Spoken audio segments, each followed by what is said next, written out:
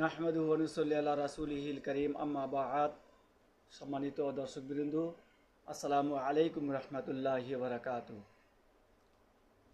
আন আব্দুল্লাহ ইবনে আব্বাস রাদিয়াল্লাহু আনহু ক্বালা ক্বালা রাসূলুল্লাহ সাল্লাল্লাহু আলাইহি ওয়াসাল্লাম তাদারাসুল ইলম সাআতুম মিনাল লাইলি খায়রুম মিন ইহইয়া।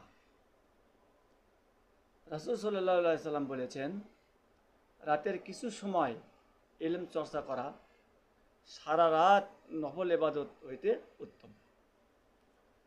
রাতের কিছু অংশ যদি আমরা কোরআন তেলাওয়াত করি, কোরআনের অর্থ বুঝি, হাদিস পাঠ করি, হাদিসের অর্থ বুঝি, যতটুকুই আমরা ইলম চর্চা করব,